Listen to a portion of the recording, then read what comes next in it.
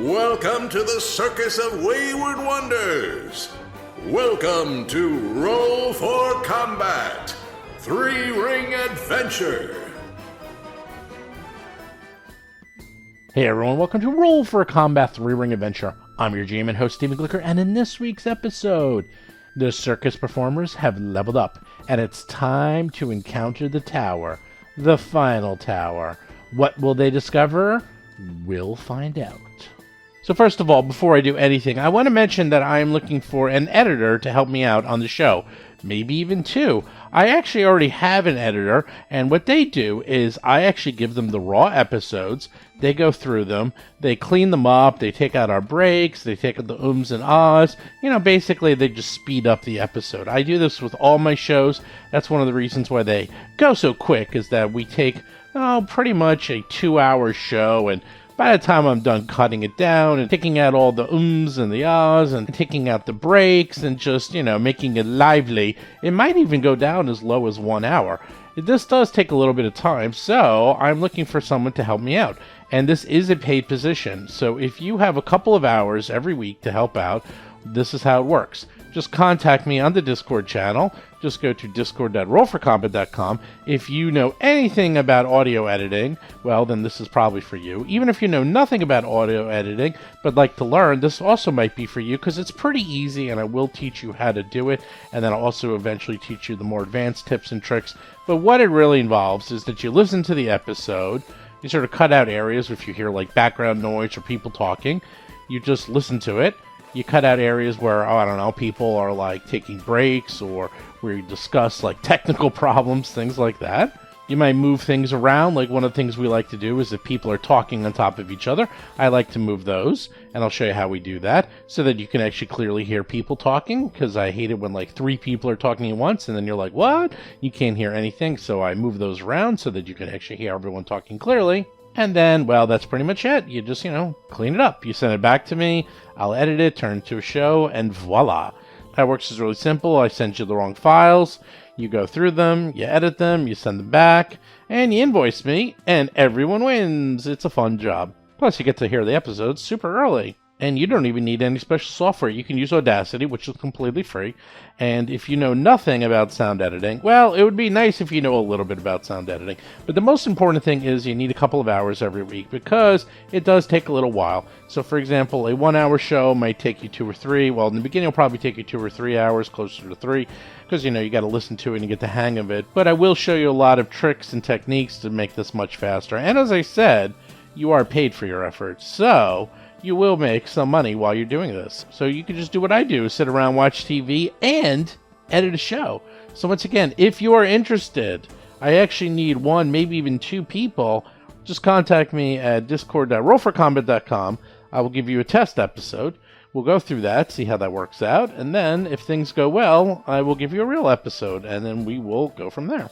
So when it comes to this week's episode, I want to note something. We were talking, and it turns out that we started this book last August.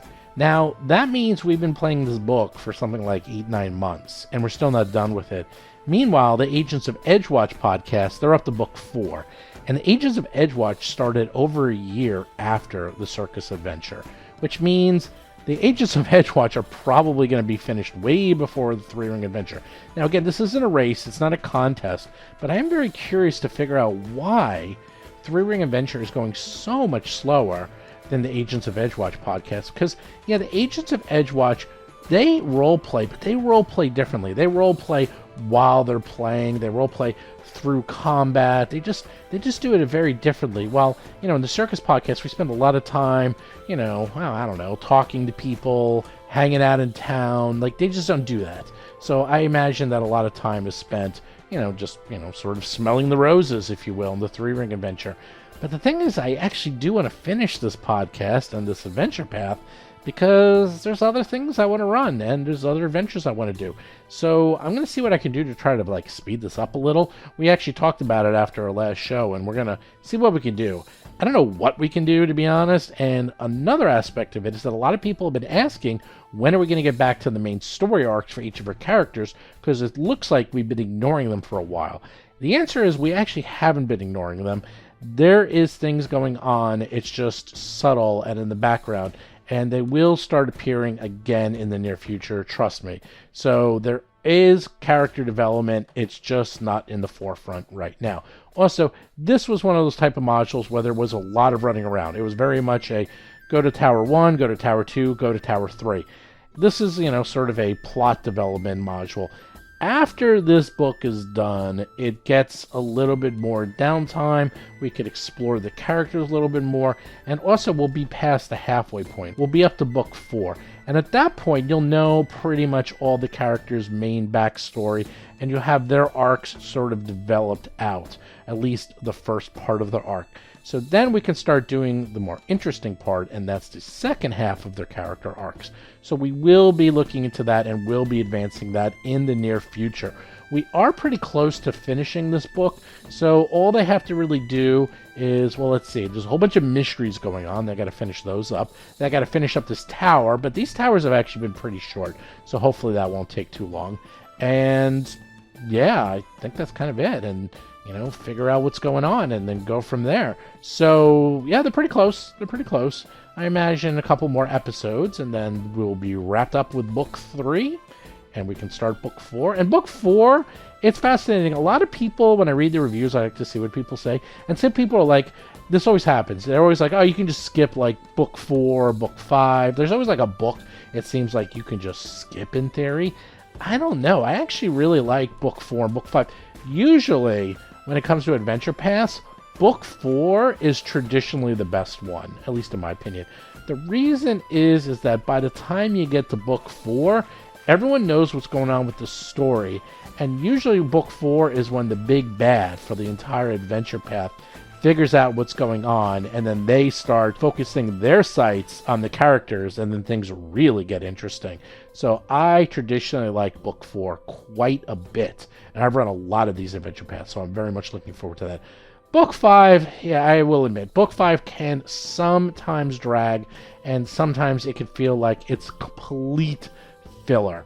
When I did Carrying Crown, book 5, the first half of book 5 was really interesting, and there was actually a dungeon in book 5 that I felt was nothing more than busy work, that they were literally going through that dungeon to level up their characters, and that was it. There was no story development, no progress, no point, and I just skipped it. I actually just said, forget it, you guys aren't even doing this dungeon because it's going to take us weeks, if not months, to finish, and it's just fighting, and I'll just give you the experience, and I'll just give you the stuff, because there's no story development. And that can happen. That actually can happen in these adventure paths. I feel they're getting way better the way they write them now, and this just doesn't happen nearly as often.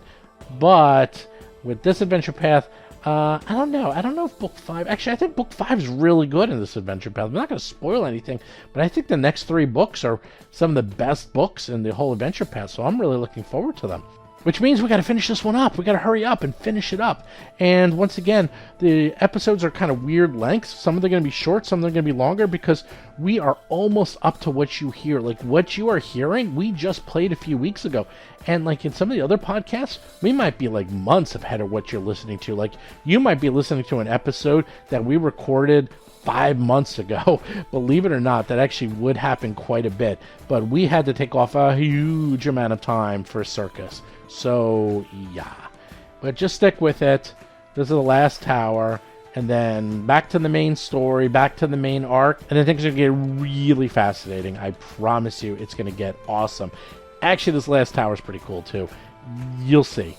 Anyhow, let's get to this week's show notes. Show notes this week. I've been putting in like 20-hour days for the past week to finish up Battle Zoo Ancestry's Dragons for Pathfinder. It is nearly done.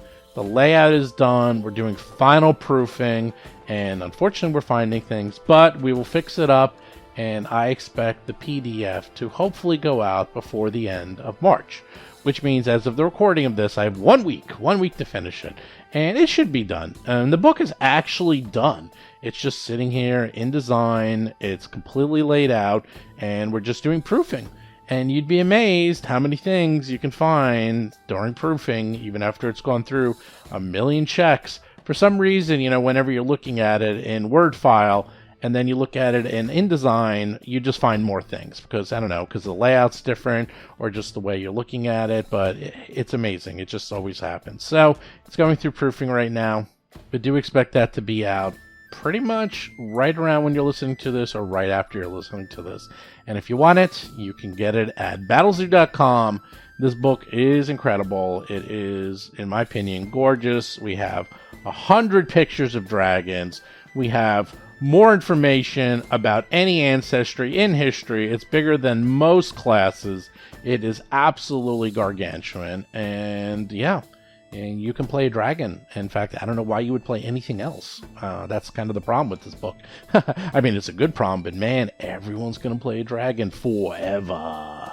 And then for those of you in 5e, we are working on converting it. And the good news is we only have to convert sort of half the book because half the book is lore and the other half of the book is, well, playing a dragon. So we are just doing that part. So it should go faster than Battlezoo Bestiary, which took a long time because every single page of that book had to be converted. Next up is our new weekly show on YouTube every Tuesday at 2 p.m. Eastern. We have a live show where we discuss various topics. And Nona1 has been a guest on, well, a lot of episodes recently. And I think he's going to be on the guest for quite a while because he's enjoying it and everyone seems to like him. And he's got a big Kickstarter coming out that he wants to promote. So I have no problem having him on the show. So, yeah.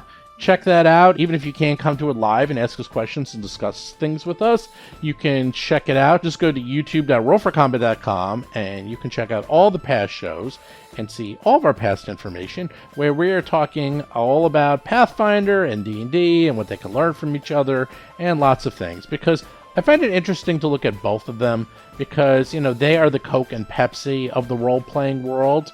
You can guess which one's Coke and which one's Pepsi. But anyhow, they are the two big gorillas in the room.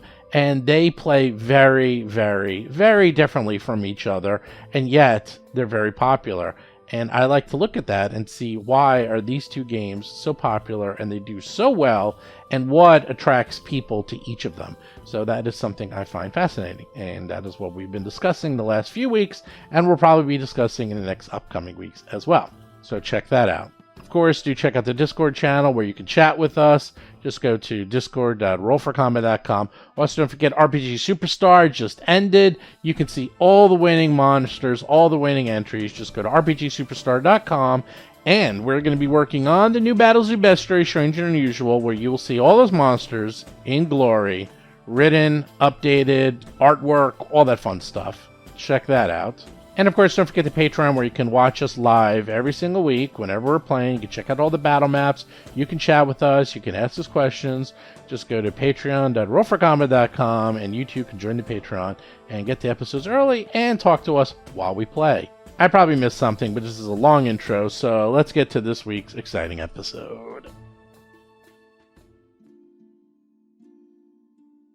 Last we left off, the circus performers rescued a single distillery worker from the terrifying megafauna and are on their way to the old forest tower, intending to put the hurt on the Xulgaths. They've advanced to a level 11, but will this be enough to stop the rampaging reptiles? Will they face yet another deadly dino? Will they continue to go up against strong stomping statues? Will they be able to save the Starstone Isle?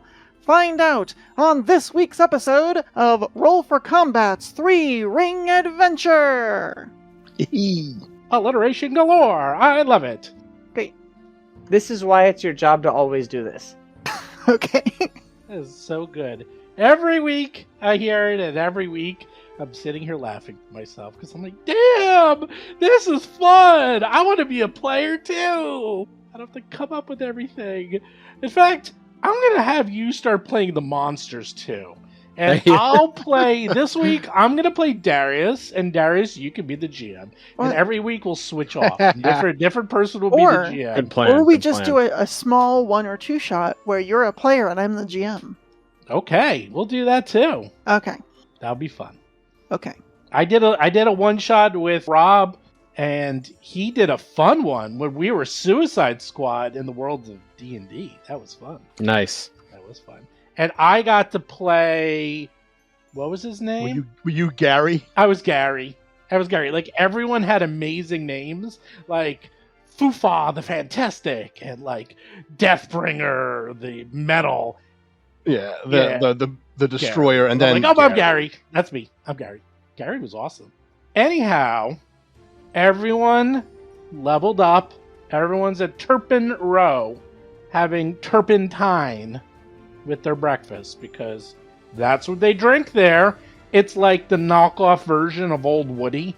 It's like the Schlitz version of Old Woody. They can't really, they're trying to copy it, but they can't quite get it.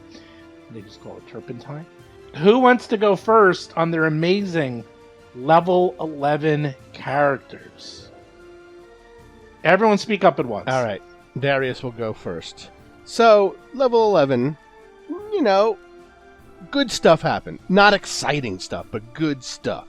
So, Darius got to bump up a bit of his saves. So now, will saves also have the same effect as his fortitude saves. They are now master, and when he gets a success, they count as a critical success. Right? And for his skill feat, which is kind of the cool one, it's Paragon Battle Medicine. So not only when they succeed at Battle Medicine, they can reduce the target's sickened, enfeebled, or clumsy condition by 1, which is going to help a lot. And I think if I roll a critical, I can do it by maybe get rid of all, or at least by 2. So that's going to be great. Some just generic bonuses to everything else. Because I sort of don't have a whole lot of skills to raise, I can't raise another skill to master because everything's either master or trained. Right? I don't get a whole lot of skill points to spread around, so maybe I'll fix that in upcoming levels, so we'll see. But that's Darius. All right. Lots of nothing. But you got a lot of hit points. You have 173 hit points. Battle medicine taking away sickens feels like a lot more than nothing. Yeah, that's a good skill feat. That's pretty good. That's garbage. Well, Sickened is one of those generic, you are just bad at everything. That's also like, yeah, I could get rid of it for an action, but there's so much happening in a combat. Do I want to waste an action on retching? Because I have so many other things I need to do. So you being able to get rid of it with that is really cool. Yeah, it's really nice. Yeah, but then you have to run next to the monster to get it, because he's always next to the monster. But I mean, he can get rid of it on himself. He can get rid of it on Alhara. Mm-hmm. Speaking of which, Alhara had an even more boring level than you. Marshall's at level 11, not a lot of new stuff. So basically I got 3 things. I got Continuous Flare, which is basically I can get Panache in Exploration mode. So if we're in Exploration mode and let's say we're doing like lift all these heavy objects, and that's what we're doing, that's Athletics, which I can get Panache for. So after the first check, I can have +1 on the other check. The next one is Vigilant Senses, which essentially just bumps my perception up to master, which is actually pretty cool. It's just a numbers game, but it's perception. You use it all the time. Okay, I'll take it. I got a general feat, and I have been going down a lot recently, so I went ahead and took toughness, so I have a little bit more padding on those hit points. That's 11 more hit points, which again, just more numbers. And finally, a skill increase, and this is this weird level where you can't go up in any of your main mastery skills, so you have to pick something else. So I chose Stealth, and I know Alhara is like the quintessential roll in when the door opens, but I've been trying to be a little more cautious recently, especially after getting squashed so many times, so I went ahead and just bumped Stealth up to Expert. Nice. Good choice. Yeah, just a lot of overall little bumps to the numbers that I think will help give me a little bit better survivability, a little more of an edge. Yeah, yep, especially when you're sneaking around to get us info. The marshals are the boring people. But the casters are exciting at the odd the odd levels.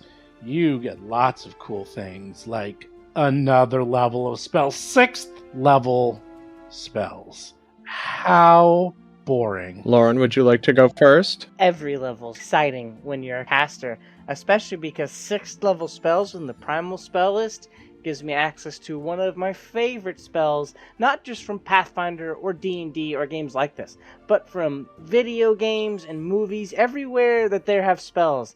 I am a huge fan of Chain Lightning. It's always like the main thing that I focus on. And so now I finally have access to that, so I'm pretty happy about it. I increased my... Congrats, Azula. Thank you.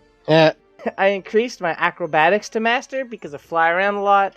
I'm pretty excited about the general feat choice too. I took a home in every port, which might never come up, but it makes me happy because everywhere we go, In every town, I can find someone who is a fan of Hap, enough that they will let her and her friends sleep in their home. Aw, I love it. Wow, you took a feat that allows you to crash someone's pad.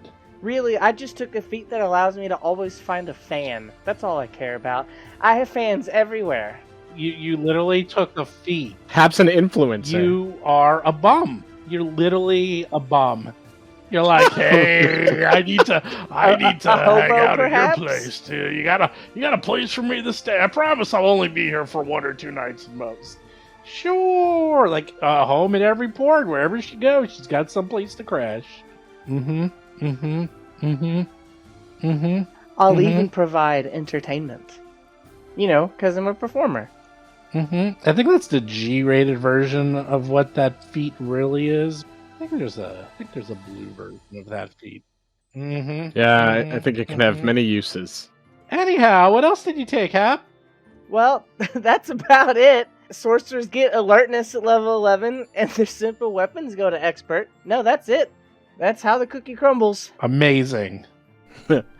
Otteron got alertness and the weapon expertise as well. They decided to increase their intimidation to expert, which also allowed taking the feat terrifying resistance. So if Otteron demoralizes someone, they'll get a bonus against their spells, which is pretty useful. You know, playing up the, like Evil Eye, and I already have Intimidating Glare for Otteron, so that's good. And of course, the 6th level spells. Otteron already had gotten Raised Dead by taking the Lesson of Death, where they got the Curse of Death, and then Nocticula also imparts knowledge of Raised Dead, but couldn't use it yet. That's a 6th level spell. Now, Otteron will be able to use that, but also took Feeble Mind. They've known the pain of that spell personally, and Phantasmal Calamity, which has a very long range and allows you to impart, you know, an apocalypse basically in the minds of everyone in a 30-foot burst. So that's pretty useful when attacking a tower of foes. Yeah, we'll see. We'll see. All I know is everything you get, the monsters can get. So when I chain lightning you, Honestly, I'm shocked we haven't just yet. remember. Yeah, that's true. But then again, we have surprise That's true, Tyrannosaurus too. Rexes attacking us. So. Well, the other thing is, I shouldn't tell you. Never mind. Yes, Steven. Yep, try chain lightning. Just shoot it right at me. Well, you guys are all like experts at reflex, so you're probably going to be like, oh, I just hit my reflex save, I critically succeed, I capture the lightning, and I force it back on you, and now you get Yes. hit. And I'm like, okay, sure. That is whatever. actually what I want to do. You have it exactly correct. I'm sure you already have it, all of you. That does sound like an Alhara thing to do. It's actually I kind mean- of strange, but my will save is my worst save for Otteron. That is weird. Well, you're just weird, Alteron, what can I say? Yup. All right, well, now there's no excuse. I can kill you all because as long as I don't kill Otteron, you can raise dead. So how much is it to raise? It's, I think, 2,200 gold pieces to raise an 11th level character. So just keep that around. Yeah, it ain't cheap. Don't go dying anybody, because then I'm going to have to budget it, and, you know, you got to put priority in what's really going to benefit the rest of the team. Nope. You sell your ring. You got to sell that ring. That's what that ring actually is. The rings and like all your treasure is literally death insurance. Luckily, each corpse will come with their own treasure we can sell, possibly for diamonds. Well, that's the thing. When you die, you take all their stuff, sell it, bring them back to life, and then they're like, hey, where's all my cool stuff? You're like, well, Monsters ate yeah, it. right. Well, you've got your life, and that's worth something. It's worth Yeah, something. there you go. Good luck. Good luck trying to hit without a +1. Well, the +1 is so cheap to get now. It's like, I need to create a spell that's transmute corpse to highly compacted carbon. Harley. Who's he? Maybe I Mhm, can make diamonds mhm. out of our enemies. Full disclosure, as a rule of thumb, I will never bring a character back from the dead unless there's a story reason to do so. So if I die and Ooh. she doesn't like return as some type of evil phoenix, then I'm just gonna let her be dead. cool. Considering how close you come to death, that is a constant risk. And Mhm. my rule is, next time you die and make a new character, I get to choose your ancestry.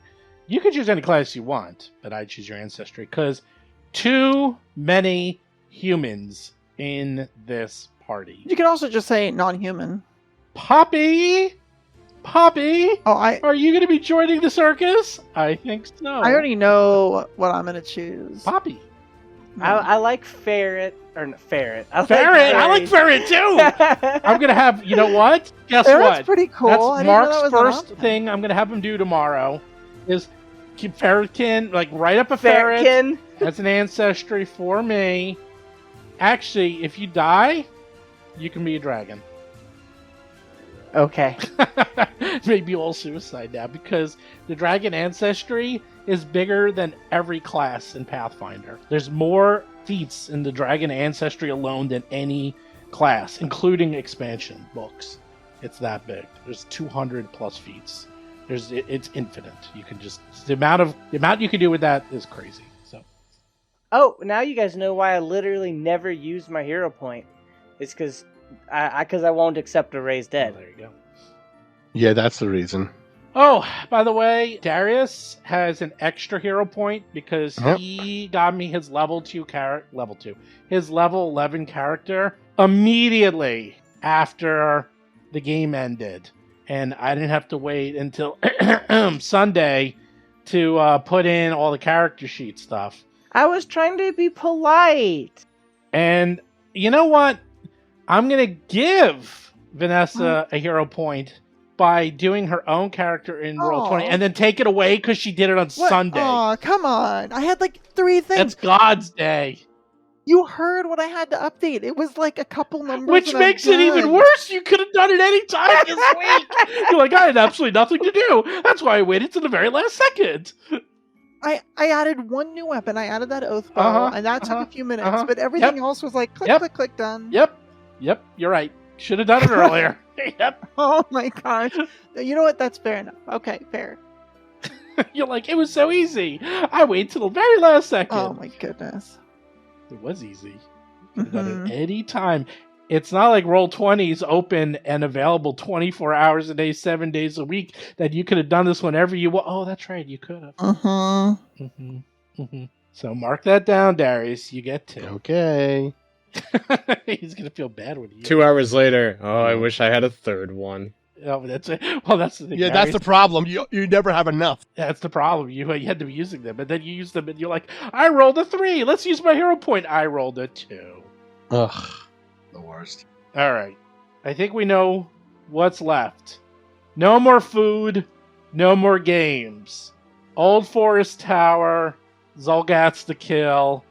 Last tower. We're near the end of the book. Not quite. Because there's still weird stuff going on. There's people being murdered. There's people's brains Yeah. getting sucked out through their noses. There's people dying suddenly. This place has Quite everything. over. But this place has everything. It has Xulgaths. It has dinosaurs. It has brain-eating parasites. It has people dying in their sleep. got You cabbage. name it. So what are you going to do? Are you going to go to the old forest tower? Yeah, we were on our way there. Yes. Yeah, All no. right. 10 miles away. Do, do, do, do, do. Let's walk to the tower. We sing this song. As they head out, Atron casts their first false life of the day, gesturing to the heavens, Hamishalet. I'll get my 2nd level Longstrider out of the way. Both of you. Why don't you like my 2nd level Longstrider? Well, you press the button, so I'll give you credit. Thank you. That's a fantastic choice for a 2nd level spell. Because it is useful no matter what level you're at. It is. It's probably one of the best ones ever. It's actually 11 temporary hit points, not 10. No, it's 10 because I don't like you. What? There you go. Mean? Or I forgot to change the macro. There you go. Which is okay. Let me go change it. Okay. Are you doing anything else during your march to death? Atron will speak up. I'm going to use that same spell I used before to send the invisible eye to scout the tower once we are close. So, once we get within maybe a mile or so, I send it in. Yeah, that sounds like a great idea. Good. At least somewhere hidden, defensible, and we can see what's going on and send the eye forward. We keep getting ambushed in the woods from here to there, and Alhara's tired of doing that. So she's actually going to scout ahead a little bit of the party using stealth, maybe 100 feet or so, just so that she can make sure that, she sees what's going on. And then if there's a section of land where she can see pretty clearly that there's nothing there, she might move at regular speed to get ahead. Now her base speed is 40 now, so she can go pretty fast. So she's even going base speed of 20 when she's going stealth. So the party will slowly keep up with her. But she's going to make sure that we're not going to get, suddenly ambushed by a spider the size of a barn. Mm-hmm. Okay. Alhara, for the first 5 miles, you discover nothing. Fantastic. Then as you go into the old forest, and you were given directions how to get there, you discover something. I thought I might. Is it made out of wood? You could. You find, a few miles away from the forest, pretty close, a campsite. Oh. This campsite stinks. Oh. You can tell that this is a Xulgath campsite. But there's no one there.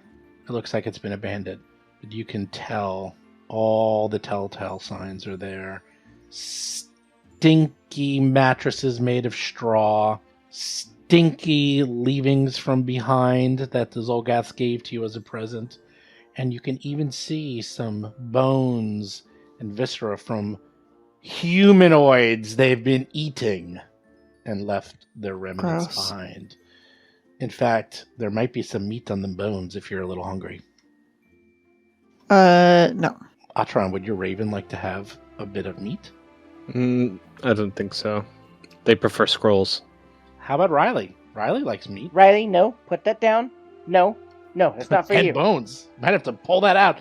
You know, when I walk my dog, every so often there'll be like a chicken bone or something on the street. They get that in their mouth. Good luck trying to get that thing out of their mouth. They will die before you're allowed to pull that thing out of their mouth. They love them chicken bones. I tell you, at least my dogs do. Anyhow, Riley listens to you, but is angry at you for making him drop his delicious meal. If my service dog, if Arya took a chicken bone, I could walk over to her, I could tell her to sit, and I could just gently pull it out of her mouth. Good dogs will let you do that. Oh, you know? My dogs are good. The thing is, chicken is the one thing that makes them go insane. Like they chicken. Forget it. They're like, that's what I call. It's like crack. It is like crack. It's like I call them chicken dogs because they smell the chicken and they lose their minds. Anything else they're okay with. That's kind of how I am. I lose my mind when there's chicken around. I just love the stuff. So I'll call you Chicken Lauren. That you go right ahead. Okay, Chicken Lauren. Anyhow, you find it's empty. It's obviously a campsite. There's been rumors of things going on in the woods. Maybe this is why. And remember, they've been scouting, so you would probably guess, Alhara, that this is just a base. I figured that's where they stayed before they went to go abduct distillery workers. Mm-hmm. Yep. Okay. So there's nothing there. There's like nothing worthwhile or anything. It's just that's fine. And you continue along your way. Boom! You're at the old forest tower. It's midday. Alright, so like Atron was saying, we'll stop when we're about a mile away and let them cast their cool eyeball thing. Yeah, you know it's about a mile away, but you can't see it because the old forest is quite dense and it's hard to see. And you do know that. Well, I just described why. It's hard to see. So, that makes sense. So, but you know where it is, so you can use your eye, your magic eye. Yeah, Atron will gesture forward and chant "Shiro Semvorezlot" and create a invisible prying eye. All right, I prepared for this. Yay! Because I knew you were going to be a pain in the ass. I mean, use your abilities to the best. Was that play smart? I always prefer gentlemen prepare when they know I'm going to be a pain in their ass. Gentlemen prepare. My goodness. Mm-hmm. Did you say gentlemen prefer blondes? Is that what you said? What the hell did you just say? Nope. No, that's not. No. Blondes or black hair. Prying eyes are watching you. Watching your Xulgaths moo. Hey. Xulgaths? Xulgaths? Keep going. I want to hear the rest. There is no other rest. I had to write it. Oh.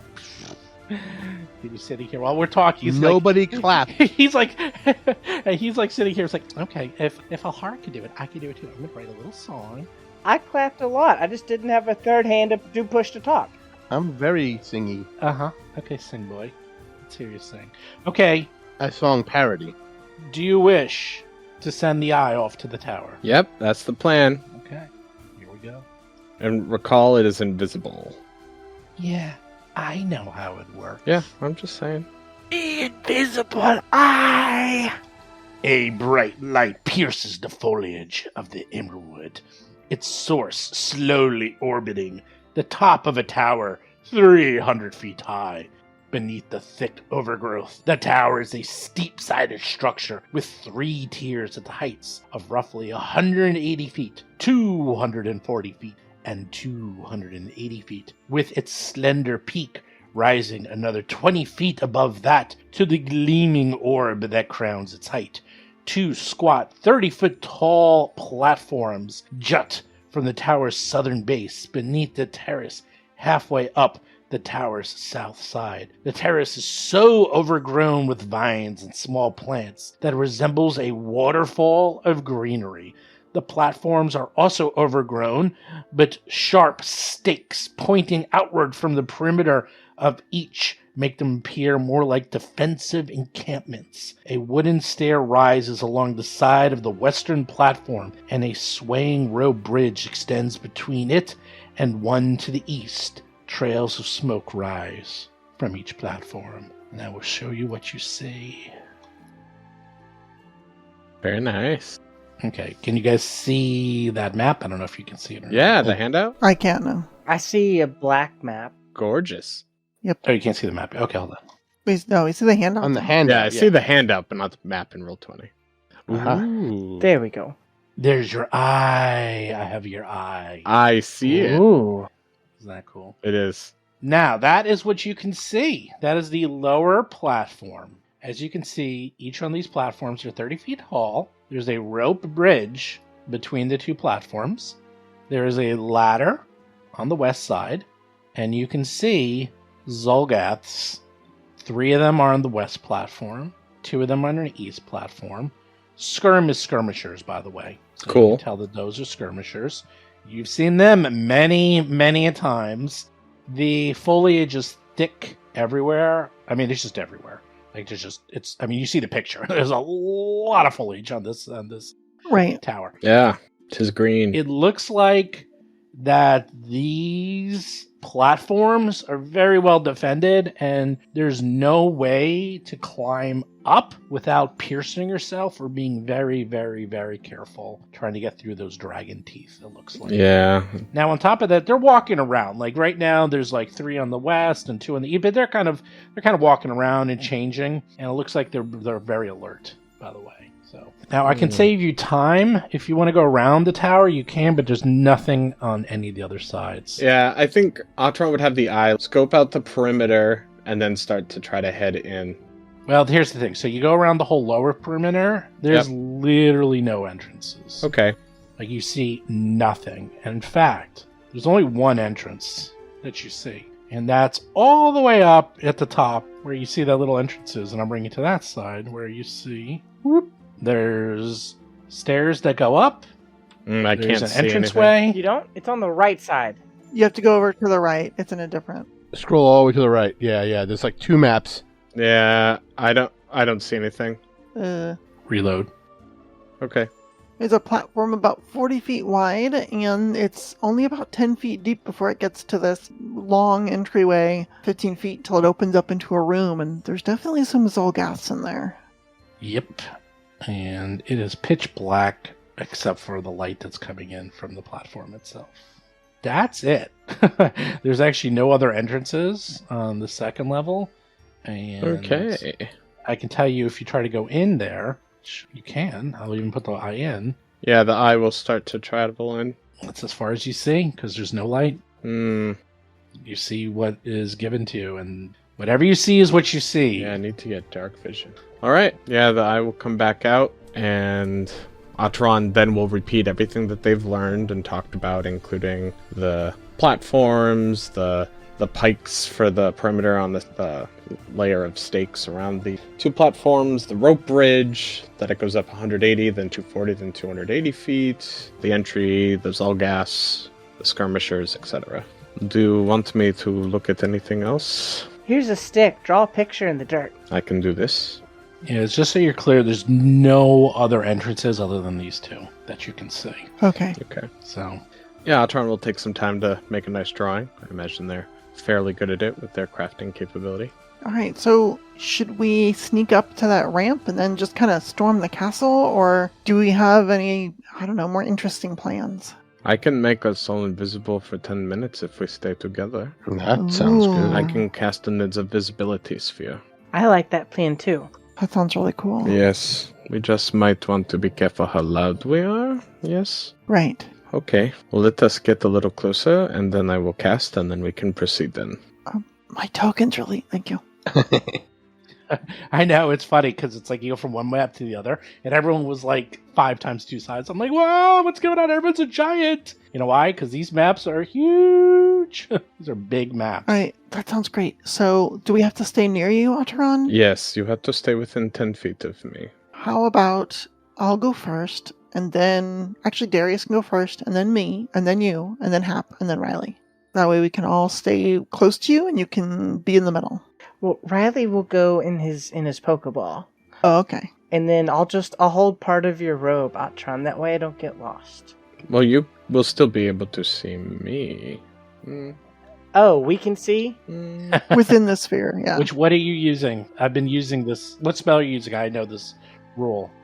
Invisibility sphere. Oh, yeah, so, okay, the way it works, I've actually did Invisibility Spear recently on the other podcast. We just went through all this. Yeah, so as long as you're within 10 feet of each other, anything that goes in or out of the sphere basically stays invisible. You can see each other, but as soon as anyone does anything violent, it drops immediately. So... Well, our antidotes last for hours, right? So once you get ready to cast it, we'll go ahead and drink those too. Yeah. That's a good idea. Oh, yes. Atron will take out one of their antidotes and drink it. All right, Same. I'm going to drink a moderate. Yeah, I'm drinking a moderate. Moderate. Where is Invisibility Sphere? Yeah, I'll do moderate. I don't see that on your list. What? We just bought them, remember? No, Invisibility Sphere, I'm looking. Yeah, it's one of my Oh, wizard that could be spells. why maybe I don't have it here. Because your wizard spells suck. I don't know. This one's pretty good. I mean, they're amazing. This is really good. The thing with multi-class spellcasters is you really have to be careful about your spell selection. Since you're not always getting the high-level Yep. spells, you need to pick lower-level ones that have a lot of staying power. And don't need that high DC. Exactly. So this is how it works. It's 10-foot emanation around Atron. You and all targets are invisible except to each other as long as you remain within the area. If a creature that's made invisible by the spell leaves the spell's area, it becomes visible and remains so even if it returns. So once you leave, you're done. If any creature made invisible by the spell uses a hostile action, the spell ends after the hostile action is completed. While exploring, it's easy to move together slowly and remain invisible. This is unattainable in battle, however. Once an encounter begins, creature will remain invisible until, at most, the end of the first round, at which case the spell ends. So basically, Yeah, which makes sense. you all have to huddle together. You all have to move very slowly together, and that's it. And then as soon as someone leaves or does something, the jig is up. Yes, we should try to get on that first platform. Well, if we can get on the second one, there's fewer Xulgaths there, and then maybe Hap can put that wall of fire across the edge of it so that... Yeah. I would be very surprised if they did not notice invisibly going across a rope bridge. Let me give you a more detailed explanation now that you're all here. A crude stair constructed of wooden scaffolding leans against the western slope of this platform, while a narrow bridge of rope and wooden planks extends from its east side to the opposite platform. The sides of the platform just below the lip have been set with downward pointing wooden stakes embedded between the mud bricks of its surface to discourage climbers. A copper cauldron near the platform center glows red hot and gives off a thin streamer of smoke. That is the platform to the west. The rope bridge, a crude bridge constructed of wooden planks, is suspended between two ropes that are anchored to both platforms. No rail of any sort provides handhold on the swaying span, and it's a 30-foot drop to the bracken growing below between the platforms. And to the one to the east, dense brush grows along a portion of the platform and down its side, though most of it has been cleared of such growth. A rope bridge connects the platform with its counterpart to the west. Wooden stakes mounted around the edge of the platform point downward to impede climbers. Near the center of the platform is a large cracked stone with glittering crystals inside. Ooh. I love it. So you have a full description of everything you can see. So yeah, getting across the rope bridge, they'll probably notice us, but at that point we can make a break for the farther platform and put up that wall of fire, and then we can fight on our own terms. Do you actually feel confident about that? I feel like we would be pinched in the middle. They could cut the bridge. I would have to be fighting in melee on our side. I don't feel very confident in that. Well, we can change up. How about we change up the direction? So Darius goes first, then you, then Hap, then me. And I'll bring up the rear just in case something bad happens. And I can always leap across from one platform to the other. That's easy. By the way, you notice that about 100 feet around these platforms, this has been cut back. Like, I'm just telling you now, I'm put you on the map so you're on the map, but there's a dense forest up to about 100 feet, and it looks like the Xulgaths purposely made this a defensible position, have cut back the forest, Oh, sure. and made it very clear that if someone's coming, they can see you. Right, and I think that's the idea of the invisibility is, Yeah. I'm just letting you know, you could tell that this wasn't naturally like this. Like, they cut this all back. And even on the platform, you can see that they cut the platform. Like, this thing was totally covered before they showed up. It was probably beautiful, and then they ruined it. Probably. I am concerned about trying to fight while on that bridge, especially out there on no handholds. What's your acrobatics? Not good. Okay. Hap and I can both Okay. fly with...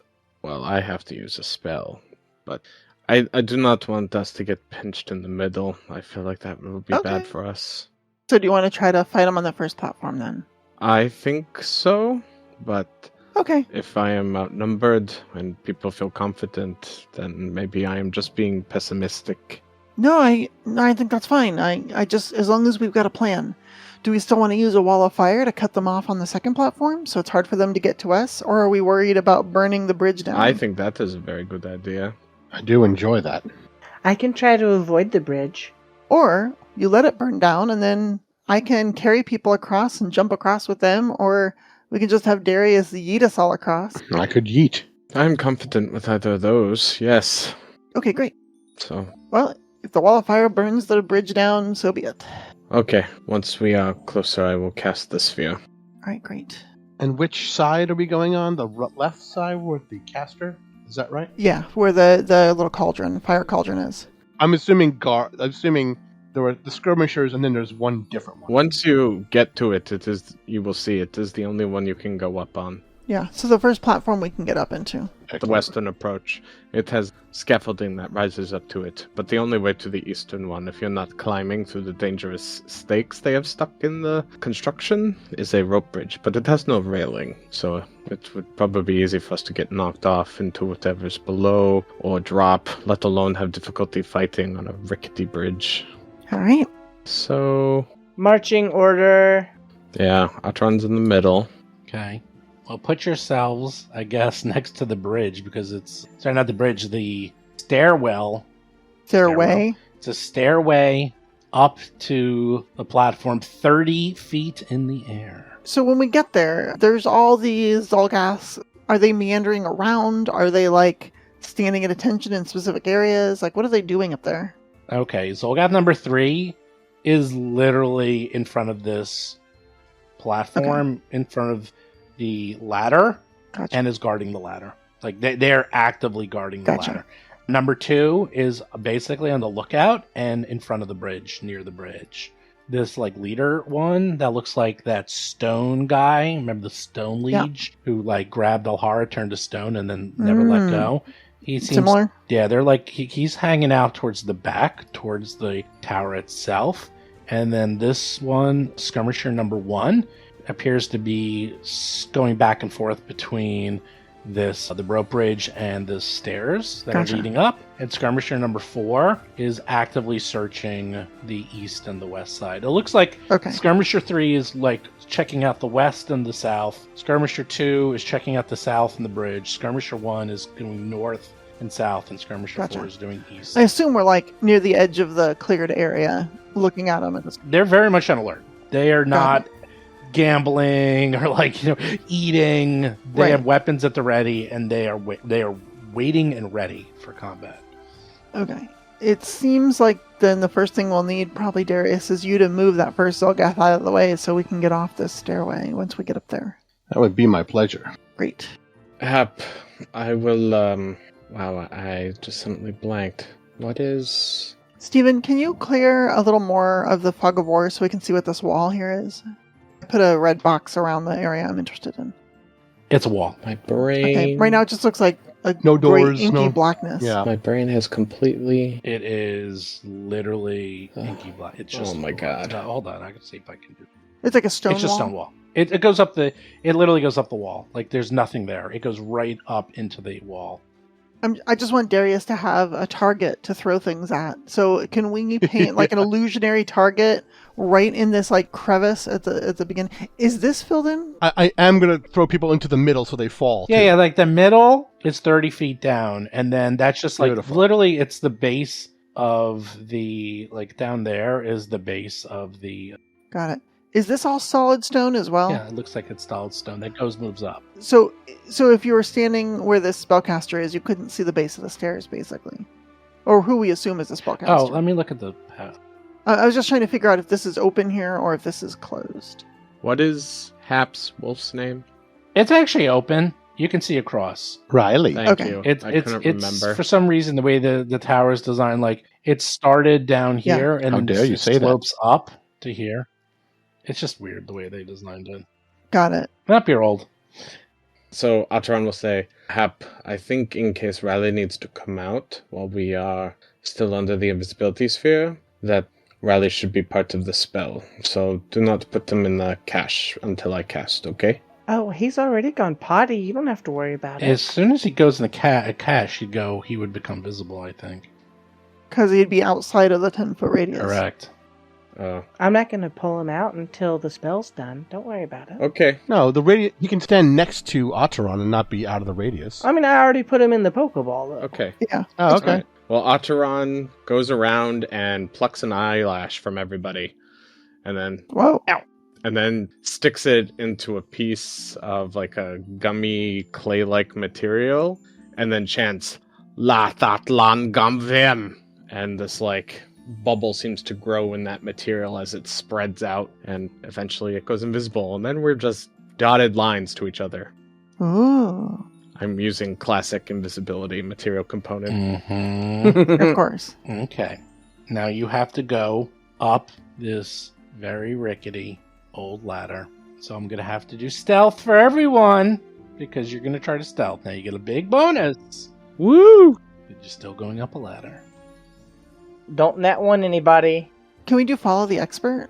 Is someone an Oh. expert? Yeah, I mean, I've got expert in stealth, but choose an ally attempting a recurring skill check, blah, blah, blah, avoid notice. Ally must be at least an expert, done, and willing to provide assistance, I am. While following the expert, you match their tactic or attempt similar checks. Thanks to your ally's assistance, you can add your level as a proficiency bonus to the associated skill check, even if you're untrained. Additionally, blah, blah, blah, blah, blah. So, additionally, you get a circumstance bonus to your check based on your ally's proficiency, which is +2 for expert. So everyone gets a circumstance bonus of +2. I don't know, what's the circumstance bonus from the spell? Except there's one small problem. What? It uses auditory, so you'd be talking and give yourself up. Oh, it's true. It only makes you invisible. It doesn't make you silent. Oh, because follow the expert says auditory? Yeah. Yes. That's dumb. No, it's not. For stealth? Yes. I'm super annoyed, yes. That's no good. You can't just point and say shush. That's like the thing it's for, you know? Of all the All right, I'll things you give it might to. need follow the expert for... Well, it's funny because it notes avoiding notice as an example in Follow the Expert. Right? Maybe it means like whispering. Maybe you can like whisper to us. You can whisper. As long as we can hear you, it's fine. It doesn't mean like shouting at each other. I can also give direction, and then we can all go, and they can follow the directions I gave them earlier. I mean, here's what I can do as Darius. I can teleport right up there, right next to that Xulgath, and hammer him to death and throw him away. You could, Ooh. but keep in mind... Right, but then you'll be outside, and then the spell drops for everyone. It's a nice way to start combat, maybe. Like, that's all of a sudden Darius out of nowhere, and everyone else is invisible, or the bubble drops because I've moved. Yeah, it's up to you. Well, the bubble doesn't drop. What happens is if you left, everyone else stays invisible. Right. So it's up to How you. about You that? could, that's not a bad idea. Or you guys go up the stair. Give me the plus that you would give everyone Alhara, and I roll it because it's secret, and then we'll see that.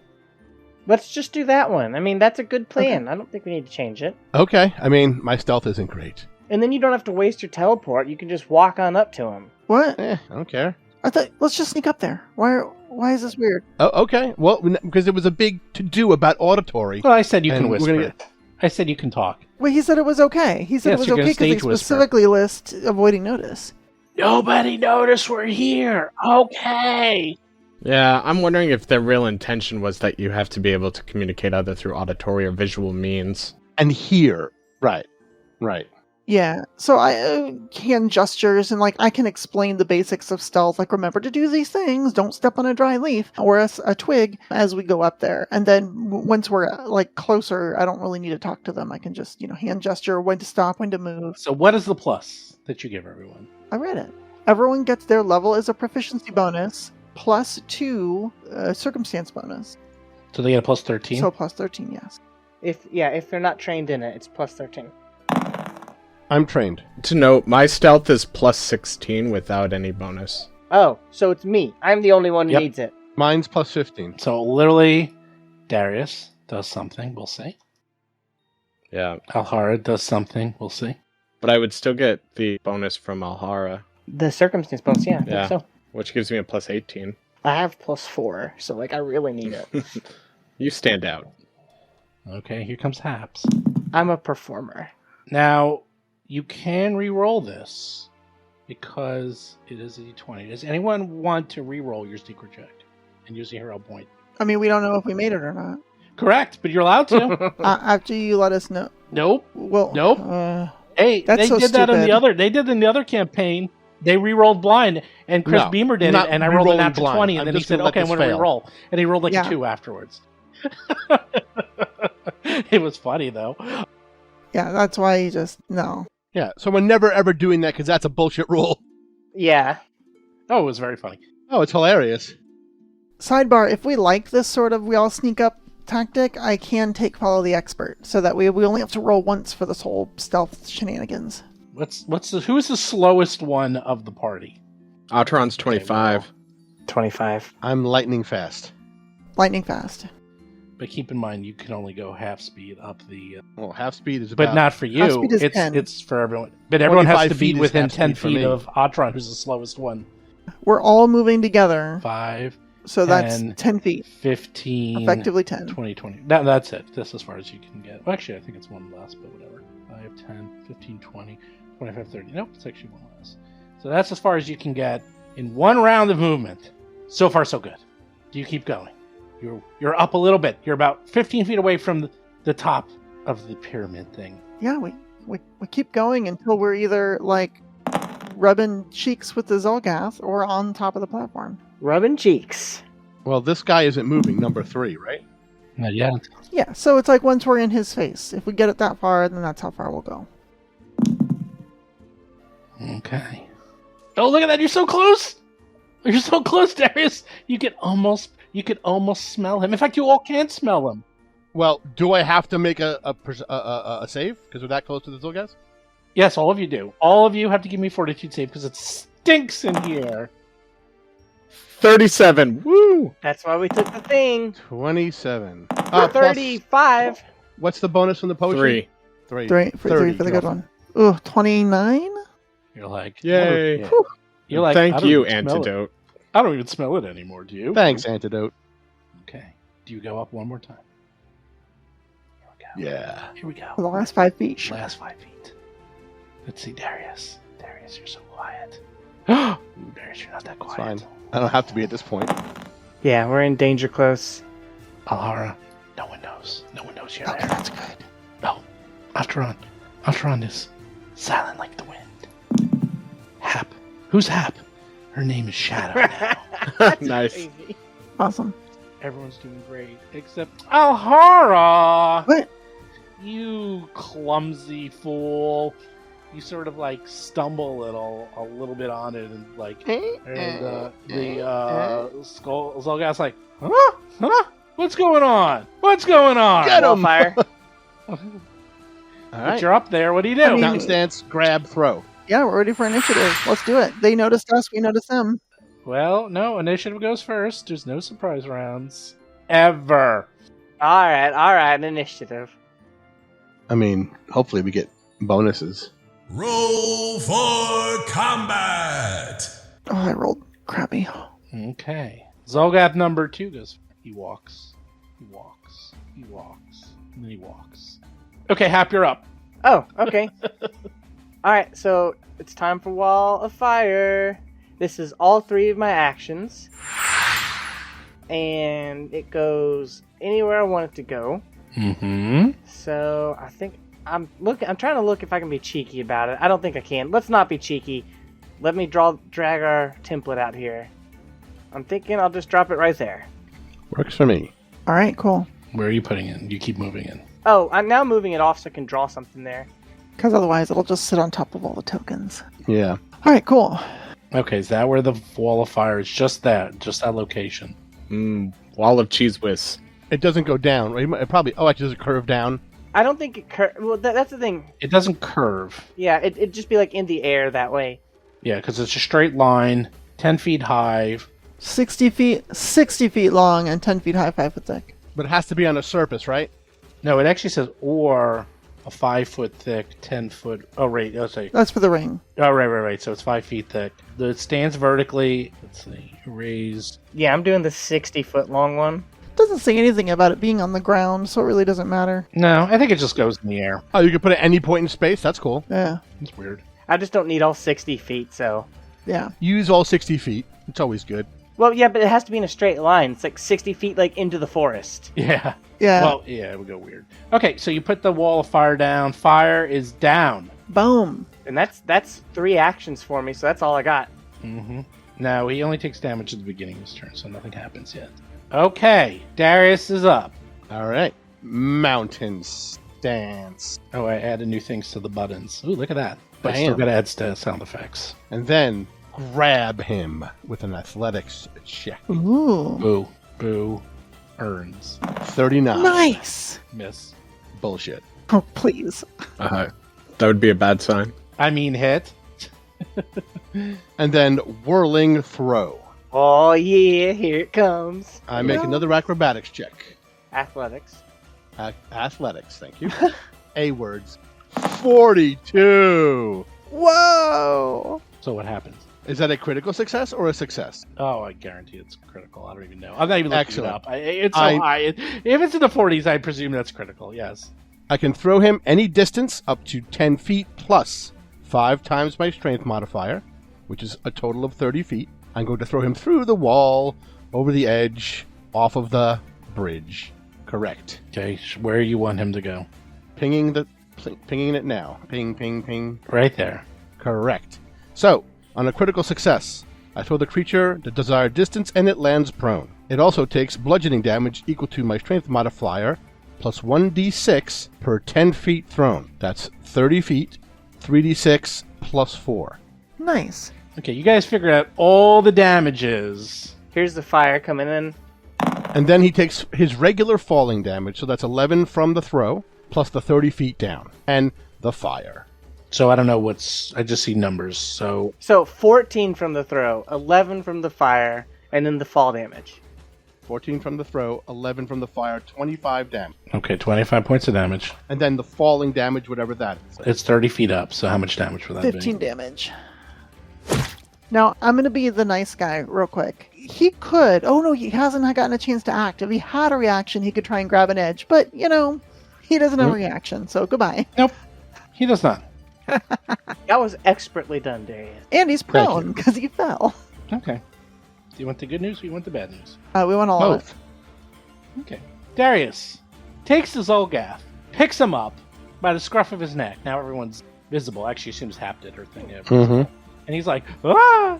And he gets picked up, thrown through the fire, catches on fire, falls down, lands in the brush. All of a sudden, something happens. You hear, and you realize, uh-oh, that ain't good. Let me take my little drawing tool and draw a little bit, shall we? Give me a second. We're in trouble. This is exciting. I'm excited by whatever this thing is. Trian of Doom, poison mutant thing. It could be a mutated T-Rex. Okay. A bunch of stuff just happened. What's going on? This is either an earthquake or a lot of their fire. Did they prep the ground so they lit everything on fire?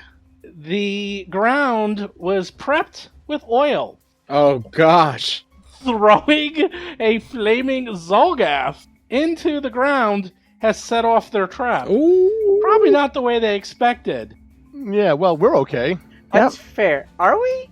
Oh, Well, we're high up. We're up 30 feet up. no.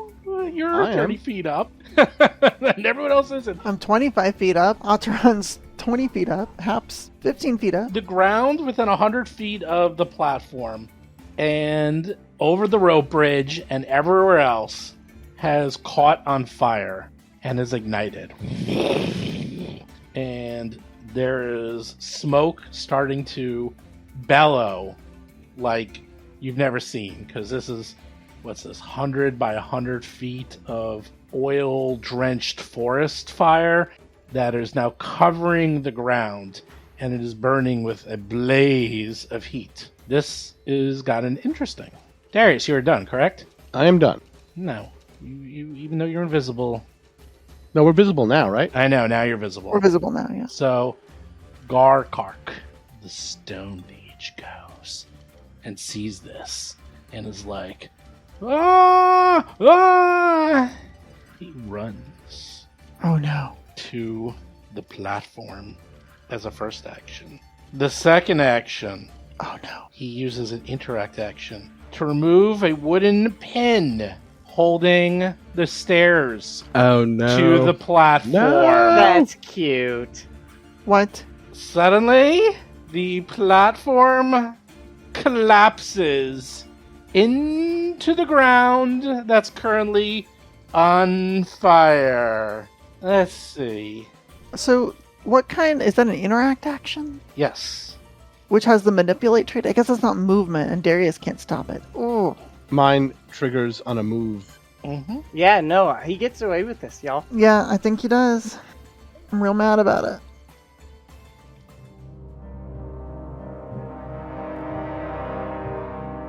You've been listening to Roll for Combat 3-Ring Adventure, a Pathfinder actual play podcast. If you have a question or comment for the show, please visit us at rollforcombat.com. You can also find us and play various games on our Discord channel at discord.rollforcombat.com.